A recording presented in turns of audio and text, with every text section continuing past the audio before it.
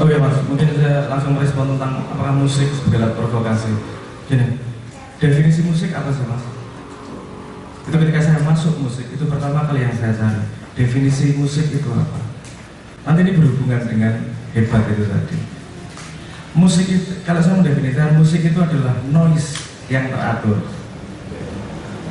Jadi kalau anda mendefinisikan musik harus datang dari gitar, dari alat musik, itu bukan musik itu. Karena kita juga bisa mendengarkan musik alam.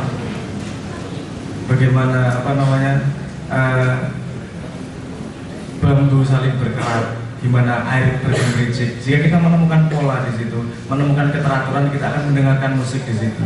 Ketika kita diam dan mendengarkan jantungnya sendiri, itu juga musik di situ. Jadi, apakah musik provokasi? Oh, tidak, musik itu bagian dari alam semesta. Jadi musik bukan apa yang kita dengarkan, tapi apa yang kita temukan dari telinga. Jadi musik bukan urusan itu kok, bukan urusan suaranya. Urusan kita menemukan pola informasi dalam suara. Jadi nggak harus dari alat musik juga.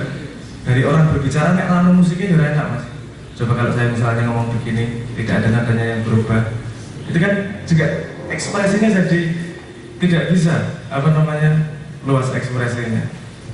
Nah, jadi bahwa sekarang musik yang dianggap sebagai umum adalah musik seperti itu adalah musik drama apa dan segala macam. Kalau kita mau belajar sejarahnya, variasi dari gitar ada sangat banyak, variasi dari ini juga sangat banyak. Itu adalah bagaimana ekologi sebuah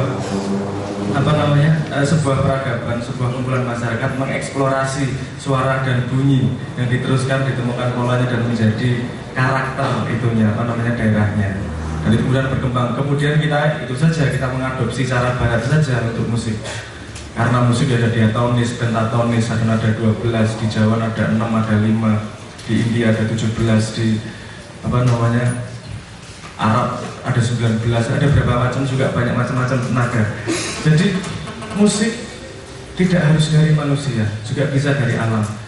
Musik tidak lahir dari manusia, tapi dipatik oleh manusia. Musik tidak selalu membawa orang kepada suasana provokasi, suasana yang buruk. Dan jangan lupa Siddhartha Gautama juga menemukan esensi dari apa yang dia cari dari pemetik gitar mainnya. Nah ini nanti ada hubungannya sama hebat sama kayak itu tadi. Saya definisi musik seperti itu ya. Jadi bukan musiknya yang membuat provokasi, tapi lemahnya pikiran yang gampang diprovokasi. Kalau pikirannya lemah gampang terprovokasi, nggak usah pakai musik mas. Pakai desas-desus juga selesai. Nah ini berhubungan dengan itu tadi. Terus yang kedua pertanyaannya adalah apakah saya beban jadi anaknya orang hebat? Lucu ini. Jadi saya jawab agak dalam nggak apa-apa ya, karena saya petakan di sini. Gini, dalam hidup itu ada yang namanya personalitas. Ini dalam teori saya. Ada yang namanya personalitas, ada yang namanya identitas. Personalitas adalah hal-hal dari kita yang tidak bisa kita pilih. Rambut keriting, lahir wong Jawa, anake sapa, dhuwur cendhek, ireng putih dan segala macam. Itulah identitas, itulah personalitas yang kita dapat dari lahir, yang kita tidak punya usaha untuk mendapatkannya, dan kita tidak punya hak untuk memilihnya seperti apa yang kita ingat sekarang. Tidak punya hak. Jadi kalau ada alasan orang membanggakan itu nggak masuk akal di kepala saya. Gue bangga karena ganteng, gue karena lu rumah apa-apa.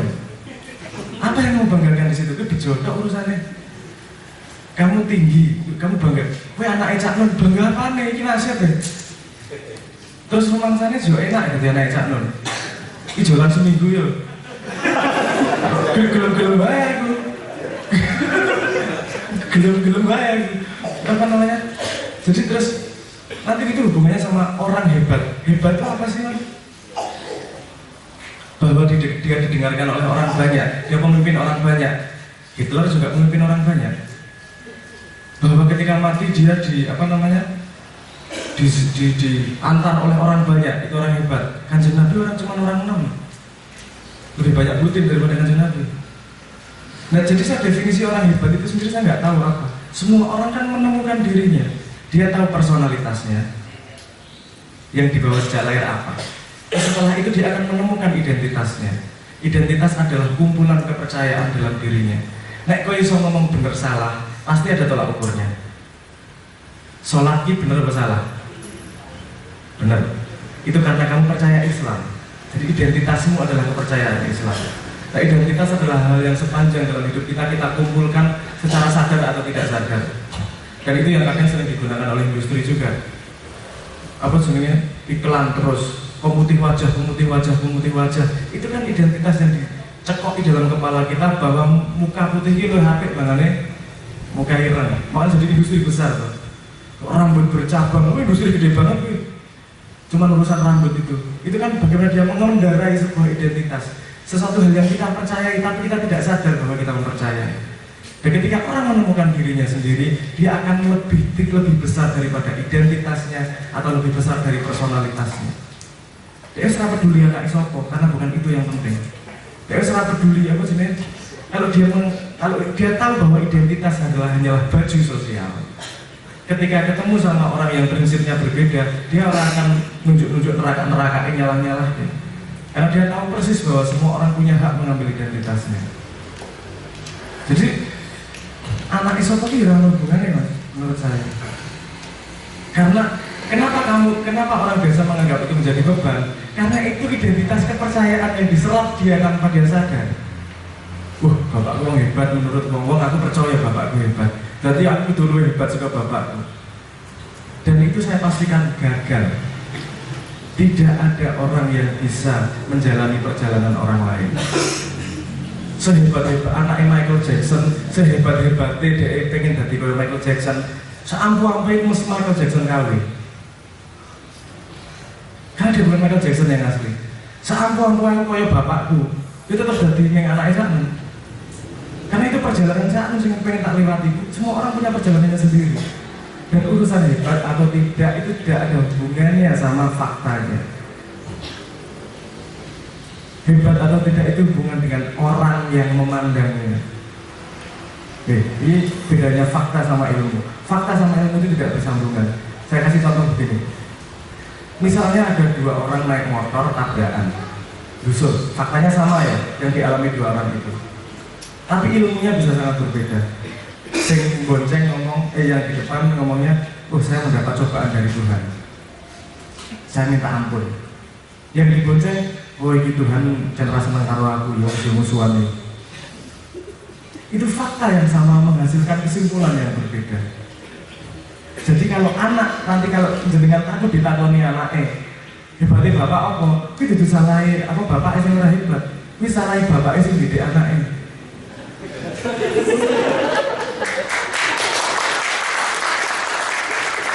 Apa hubungannya? Karena anaknya tidak bisa mencari kehebatan bapaknya. Karena kalau dia bisa melihat, dia pasti menemukan kehebatan pada semua hal. Mau wong edan, mau wong gendeng, pasti ada titik hebatnya. Karena ada sesuatu yang dia ketahui, yang dia bisa, yang orang dia tidak bisa. Pasti, mau titik manapun. Jadi kalau mau melihat semua ini hebat, semua ini ilmu, semua ini masalah terkenal karena orang, itu kebetulan urusannya. Masalah dari isu orang, bukan urusan hebatnya, dia tepat menjawab ketika kebutuhan masyarakat. Kenapa?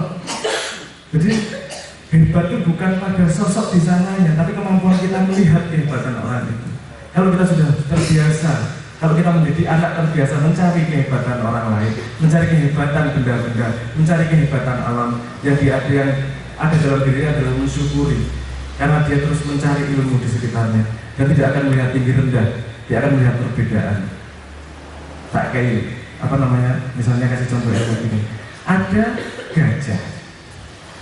Yang satu gambar dari depan, yang satu gambar dari belakang. Yang benar yang mana? Gambar gajahnya. Dua-duanya benar, walaupun gambarnya sama sekali yang berbeda. Ya, yang bodoh yang mana? Hah? Oh enggak, Mas. Yang bodoh yang tidak mau melihat gambar temannya, Mas. Paham? Ayo. Karena kalau dia hanya melihat gambarnya sendiri, dia hanya bisa melihat gajah dari satu sisi. Kalau dia bersedia melihat gambar temannya, dia akan lebih lengkap melihat gajah. Dan itulah kebenaran dan ilmu yang sejati. bukan adu gambar. Gambar itu yang bener gak telali, orang sih bener buntut, yang bener telali orang. Kamu belajar lihat kebenaran dia, belajar lihat kehebatan yang gambar buntut, yang gambar buntut lihat kehebatan yang gambar apa namanya telali, dan dia akan punya gambar yang lebih lengkap tentang kebenaran itu. Dia akan anak yang benar pendidikannya akan melihat bapaknya hebat, akan melihat ibunya hebat, akan melihat kucing di rumahnya hebat, akan melihat teri di apa namanya di piringnya juga hebat. Karena dia menemukan ilmu dari itu semua.